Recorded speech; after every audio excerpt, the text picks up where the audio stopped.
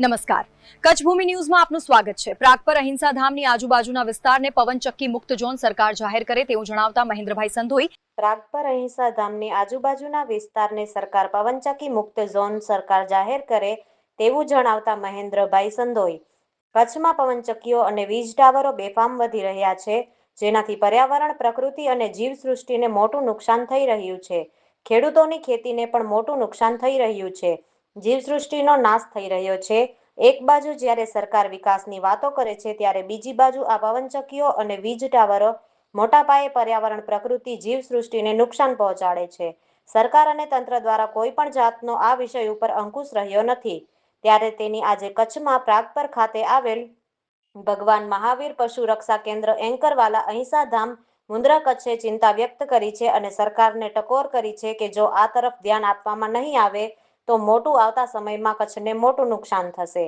PM, CM, સાંસદ, ધારાસભ્યોને રજૂઆત કરતા પ્રાગપર અહિંસા ધામના મેનેજિંગ ટ્રસ્ટી મહેન્દ્રભાઈ સંધોઈએ જણાવ્યું હતું કે કચ્છમાં બેફામ પવનચક્કીઓ વધી રહી છે, જેનાથી મોટું પર્યાવરણને નુકસાન થઈ રહ્યું છે। કચ્છમાં માંડવી, મુન્દ્રા પંથકમાં તેમજ બેરાજા વિસ્તારમાં પવનચક્કીઓ ખૂબ વધી રહી છે, જેનાથી આવતા સમયમાં પર્યાવરણને નુકસાન થશે। ત્યારે કચ્છમાં અમુક વિસ્તારોને તેમજ પ્રાગપર અહિંસા ધામ અને નંદી સરોવર આજુબાજુ જ્યાં અસંખ્ય પશુઓ વિચરે છે, હજારો વૃક્ષોનું જતન થાય છે, તે વિસ્તારને પણ સરકારે પવનચક્કી મુક્ત ઝોન જાહેર કરવા જણાવ્યું હતું। પ્રાગપર અહિંસા ધામ ખાતે આજે પ્રેસ કોન્ફરન્સમાં ઇલેક્ટ્રોનિક અને પ્રિન્ટ મીડિયાના પત્રકારો ઉપસ્થિત રહ્યા હતા। મહેન્દ્રભાઈ, ખાસ આપનો પરિચય અને જે આગામી સમયમાં જે પર્યાવરણના કાર્યો માટે અહિંસા ધામ જે કાર્ય કરવાનું છે અને જે પવનચક્કીઓ જે આ વિસ્તારમાં આવી છે એની સામે આપ લડત કરવાના છો, શું કહેશો? અમે લોકો અહિંસા ધામ છેલ્લા 36 વર્ષથી પૂરા ભારતભરમાં કામ કરે છે। એમાં કચ્છમાં એક એનું કેન્દ્ર બન્યું છે। એ કેન્દ્ર 600 એકરમાં છે। મારું નામ મહેન્દ્ર સંગોઈ। દર મહિનામાં 5 દિવસ હું મુંબઈ રહું છું, 5 દિવસ અહિંસા ધામ માટે કચ્છમાં રહું છું અને ભારતભરનો પ્રવાસ કરું છું। એમાં પશુ, પક્ષી અને પર્યાવરણ ઉપર કામ કરી રહી છે સંસ્થા, અને મારી સાથે 201 લોકો આમાં ટીમમાં છે, કામ કરી રહ્યા છે અને એના પર ઘણું બધું કામ થયું। વેટરનરી હોસ્પિટલ બહુ સરસ રીતે બનાવી છે। પર્યાવરણમાં લગભગ 10 લાખ વૃક્ષો નાખી રહ્યા છીએ, એમાં 5 લાખ વૃક્ષો મોટા થઈ ગયા। તળાવો બનાવ્યા છે, એમાં પુષ્કળ પાણી છે અને રોજના 250-300 વિઝિટર આવે છે। વર્ષે 125 સ્કૂલના બાળકો આવે છે અને એમાંથી આ પર્યાવરણનું શિક્ષણ લઈ રહ્યા છે। અને હમણાં જેમ આ છેલ્લા 2 મહિનાની અંદર ભુજ એરપોર્ટથી હું અહિંસા ધામમાં દરેક આવું તો 2 મહિનામાં મેં જોયું તો બેરાજાની પાસે અને આખા કચ્છમાં સમગ્ર એટલી બધી પવનચક્કીઓ આવી ગઈ છે। એ પવનચક્કીઓના આધારે કાલે એક ભાઈને હું મળ્યો, અહીંયા 2-3 ભાઈઓ, મારી પાસે આખું લિટરેચર છે પવનચક્કીથી કેટલા નુકસાન થાય છે। તો ડૉક્ટર હિતેશ જાની સાથે કાલે જ પરિચય થયો। પરિચય તો જૂનો છે, પણ કાલે આ વિષય માટેનો જે પરિચય પવનચક્કી ઉપર થયો એ જાણીને મારા પગ નીચેથી ધરતી હટી જતી હોય એટલું મને દુઃખ લાગ્યું કે આ પવનચક્કી દ્વારા વરસાદ પણ વાદળા વિખેરાઈ જાય અને 1 કિલોમીટરમાં પક્ષીઓ ન આવી શકે અને પક્ષીઓ નાશ પણ પામે અને 1-2 કિલોમીટરમાં જે ગામડાઓ હશે એ ગામડાઓની અંદર રાતના માણસો સૂઈ બી નહીં શકે એટલો અવાજ અને એનું એટલું વાઇબ્રેશન આવશે અને વાયુ પ્રદૂષણ તો એટલું બધું થશે કે કોઈ એની કલ્પના જ નથી। એક તો આ જિલ્લો પશુધન પક્ષીઓ માટેનું હતું, એ રોજ પશુધન ઓછું થતું જાય છે। પક્ષીઓ માટે અમે અહિંસા ધામ કામ કરી રહ્યું છે, કયા બર્ડ્સ ભારતમાંથી, વિશ્વમાંથી આવે અને કેમ બચાવવા અને એને શું જોઈએ એના ઉપર આખું અહિંસા ધામ કામ કરી રહ્યું છે।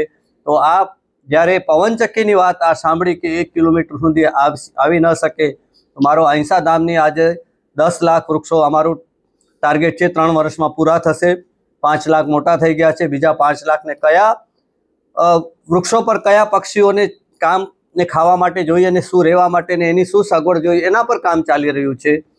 તો એ અમને આ પવનચક્કી દ્વારા બહુ દુઃખ લાગ્યું અને હું કચ્છના ધારાસભ્ય હોય, એમપી હોય કે ગુજરાતના સીએમ સાહેબ હોય કે ભારતના પ્રાઇમ મિનિસ્ટર હોય, એના સુધી આ વાત આજના હું પત્રકાર પરિષદ, પત્રકાર મિત્રો દ્વારા પહોંચાડવા માંગુ છું કે આ તમે કોઈક એવા ઝોનો બાકી રાખો, એ પક્ષ એમને બી જીવવાનો અધિકાર છે કે આપણે આખું દરિયા લઈ લીધું, દરિયાની નીચેની જમીનો લઈ લીધી, આકાશ લઈ લીધા.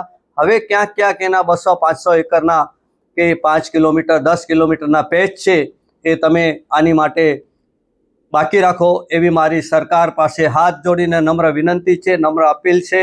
તો આની ઉપર આપ સરકાર જે અધિકારીઓ હોય, જે આ પશુ પક્ષી પર્યાવરણ ઉપર જેને પણ હૃદયમાં થોડો પણ હોય તો આ જાગૃત થઈ અને આ પવનચક્કીઓનો અમારો જે વિસ્તાર છે એના 5 કિલોમીટરમાં પવનચક્કી મુક્ત ઝોન સરકાર વિધાનસભામાં લઈ અને આ પાસ કરે એવી હું નમ્ર વિનંતી રાખું છું, નમ્ર અપીલ કરું છું. નહીં તો અમારા પક્ષીઓ જે આ લાખોની સંખ્યામાં પક્ષીઓ ઉપર કામ થઈ રહ્યું છે, એક ચકલી નષ્ટ થઈ ગઈ તો ચકલી માટે અમે પીલું નામના લગભગ 10,000 ઝાડ નાખ્યા, લાખ ઝાડ મીઠી આંબલીના નાના પક્ષીઓ માટે નાખી રહ્યા છીએ. મોર માટેનું એક 5 એકરમાં અલગ વન બની ગયું, ત્યાં લગભગ આવનાર થોડા દિવસોમાં 300-400 મોર એક જગ્યાએ જોવા મળશે. એવી રીતે દરેક પક્ષીઓ ઉપર કામ થઈ રહ્યું છે. 10 જાતની ચકલીઓ છે. નાનાથી મોટા પક્ષીઓ પણ કેમ બચાવવા, પશુધન કેમ બચાવવા, એના પર આ કામ કરી રહી સંસ્થા છે. તો સરકાર આના પર ધ્યાન દોરે અને ઝડપથી આના ઉપર આ એવા ઝોનો બનાવે. હું તો કહું છું કચ્છમાં નહીં, દરેક જિલ્લામાં ઝોનો બને કે 10-20 કિલોમીટર માટે આ અબોલ પશુ પક્ષી અને પર્યાવરણ માટેની એક રખાલો હતી એવી રખાલો બને, કે આની માટેના એક વૃક્ષના ઝોન બને કે જ્યાં 10-20 લાખ 25 લાખ વૃક્ષ હોય ત્યાં એ શાંતિથી રહી શકે. કારણ કે હમણાં કચ્છ કે ભારતનું ડેવલપમેન્ટ જોશું તો એના ઉપરથી એવું ધ્યાનમાં આવ્યું કે કચ્છની લગભગ 200-300 એકર જમીન રોજની પ્રતિદિન એની અંદર બુલડોઝર લાગીને વનના જંગલ કપાઈ રહ્યા છે. એક બાજુ પવનચક્કીને માટે બી બધા ઝાડો કપાઈ રહ્યા છે કે તેને 3 એકર જગા જોઈએ એક પવનચક્કીને.